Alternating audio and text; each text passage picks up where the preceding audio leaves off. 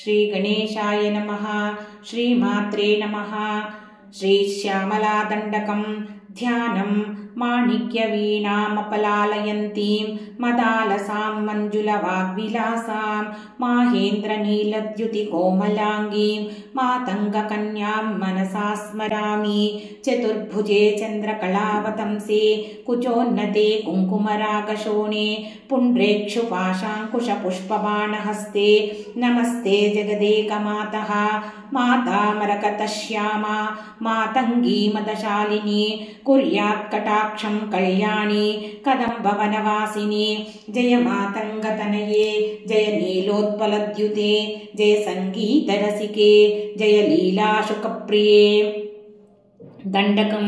जय जननी सुधा समुद्रान्तरुद्यन्मणिद्वीप संरूढ बिल्वाटवी मध्य कल्पद्रुमा कल्प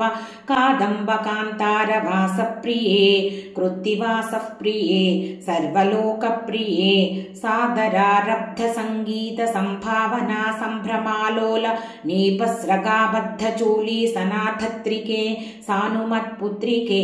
शेखरीभूत सीतांशुरेखा मयूखावली बद्ध सुस्निग्ध नीलालकश्रेणि शृङ्गारिते लोकसंभाविते कामलीला धनुस्सन्निभभ्रूलता पुष्पसंदोह संदेह क्रुल्लोचने वाक्सुधासेचने चारुगोरोचना पङ्ककेली ललामाभिरामे सुरामे रमे प्रोल्लसद्वालिका मौक्तिकश्रेणिका चन्द्रिका मण्डलोद्भासि लावण्यगण्डस्थलन्यस्तकस्तूरिका पत्ररेखा समुद्भूत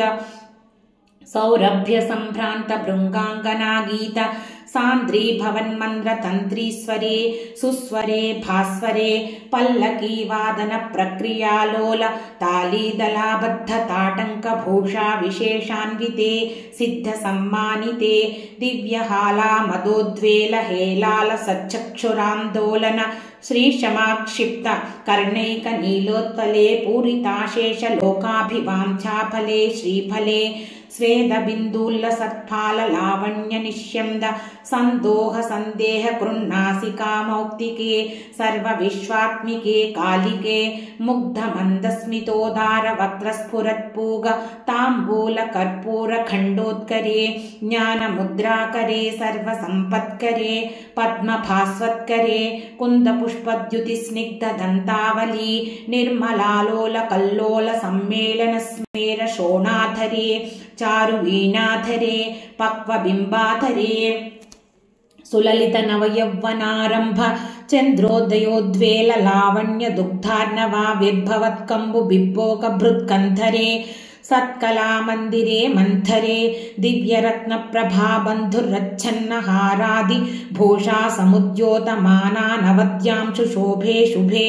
रत्नकेयूर रश्मिच्छटा पल्लव प्रोल्लसद्दोर्लताराजिते योगिभिः पूजिते विश्वदिङ्मण्डलव्यापि माणिक्य तेजस्फुरत् कङ्कणालङ्कृते विभ्रमालङ्कृते साधकैः सत्कृते वासरारम्भवेला समुज्जृम्भमाणारविन्द प्रतिद्वन्द्वि प्राणिद्वये सन्ततोद्यद्यये अद्वये दिव्यरत्नोर्मिका दीधितिस्तोम सन्ध्यायमानाङ्गुली पल्लवोद्यन्नखेन्दुप्रभामण्डले सन्नताखण्डले चित्प्रभामण्डले प्रोल्लसत्कुण्डले तारकाराजिनीकाशहारावलिस्मेर चारुस्तना भोगभारान मन्मध्यवल्लीवलिच्छेद वीची समुल्लास संदर्शिताकार सौंदर्य रत्नाकरे वल्लकी भृत्करे किंकर श्रीकरे हेम कुंभोपमोत्तुंग वक्षोज भारावनम्रे त्रिलोकावनम्रे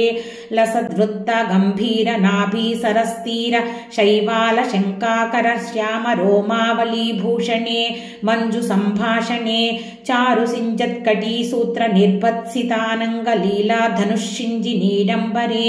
दिव्य रत्नांबरे पद्मरागोल्लसन् मेखला भास्वर श्रोणि शोभाजित स्वर्ण भूभृत्तले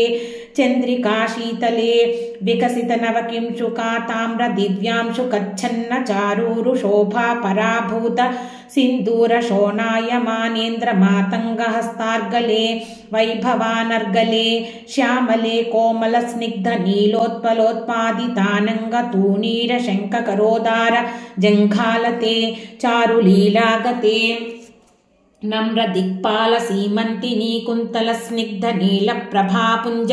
सञ्जात दूर्वङ्कुराशङ्कसारङ्गसंयोगरिङ्खन्नखेन्दूज्ज्वले प्रोज्ज्वले निर्मले प्रह्वदेवेश लक्ष्मीश भूतेश तोयेश वाणीश कीनाश दैत्येश यक्षेश वायुवग्निकोटीरमाणिक्यसंघृष्टबाला तपोद्दाम लाक्षारसारुण्यतारुण्य लक्ष्मी गृहीताङ्घ्रिपद्मे सुपद्मे उमे सुरुचिरुनवरत्नपीठस्थिते सुस्थिते रत्नपद्मासने रत्नसिंहासने शङ्खपद्मद्वयोपाश्रिते तत्र विघ्नेश दुर्गा वटुक्षेत्रपालैर्युते मत्तमातङ्गकन्या समूहान्विते मञ्जुला मेनकाद्यङ्गनामानिते भैरवैरष्टभिर्वेष्टिते देवि वामदिभिः शक्तिभिः सेविते ध्रात्रिलक्ष्म्यादिशक्त्यष्टकैः संयुते मातृका मण्डलैर्मण्डिते यक्षगन्धर्वसिद्धाङ्गनामण्डलैरर्चिते पञ्चबाणात्मिके पञ्चबाणेन रत्या च सम्भाविते प्रीतिभाजा वसन्तेन चानन्दिते भक्तिभाजां परं श्रेयसे कल्पसे योगिनां मानसे द्योतसे छन्दसा मोजसा भ्राजसे गीतविद्या विनोदातितृष्णेन कृष्णेन सम्पूज्यसे भक्तिमच्चेतसा वेदसा स्तूयसे विश्वहृद्येन वाद्येन विद्याधरैर्गीयसे श्रवणहरणदक्षिणक्वाणया वीणया किन्नरैर्गीयसे यक्षगन्धर्वसिद्धाङ्गना मण्डलैरच्यसे सर्वसौभाग्यवाञ्छा वधूभिर्वधूभिः सुराणां समाराध्यसे सर्वविद्याविशेषात्मकं चाटुगाथा समुच्चारणं कण्ठमूलोल्लसद्वर्णराजित्रयं कोमलश्यामलोदारपक्षद्वयं तुण्डशोभातिदुरीभवत्किंशुकं तं शुकं लालयन्ती परिक्रीडसे पाणिपद्मद्वयेनाक्षमालामपि स्फाटिकीं ज्ञानसारात्मकं पुस्तकं चाङ्कुशं पाशमाभिभ्रति येन संचित्यसे तस्य वक्त्रान्तरात् गद्यपद्यात्मिका भारती निस्सरेत् येन वा यावकाभकृतिर्भाव्यसे तस्य वश्या भवन्ति स्त्रियः पुरुषाः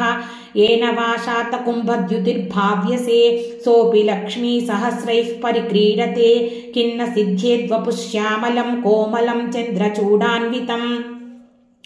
तावकं ध्यायतस्तस्य लीला सरोवारधि तस्य केलीवनं नन्दनं तस्य भद्रासनं भूतलं तस्य गीर्देवता किङ्करी तस्य चाज्ञाकरी श्रीस्वयं सर्वतीर्थात्मिके सर्वमन्त्रात्मिके सर्वतन्त्रात्मिके सर्वयन्त्रात्मिके सर्वपीठात्मिके सर्वतत्त्वात्मिके सर्वशक्त्यात्मिके सर्वविद्यात्मिके सर्वयोगात्मिके सर्वनादात्मिके सर्वशब्दात्मिके सर्वविश्वात्मिके सर्वदीक्षात्मिके सर्वसर्वात्मिके सर्वगे पाहि मां पाहि मां पाहि मां पाहि देवि तुभ्यं नमो देवि तुभ्यं नमो देवि तुभ्यं नमः इति श्री శ్యామలాదండకం। నా ఈ ప్రయత్నం మీకు నచ్చినట్లయితే భక్తి అన్లిమిటెడ్ ఛానల్ని సబ్స్క్రైబ్ చేసుకుని మీ అభిప్రాయాలను కామెంట్స్ రూపంలో తెలియజేయండి।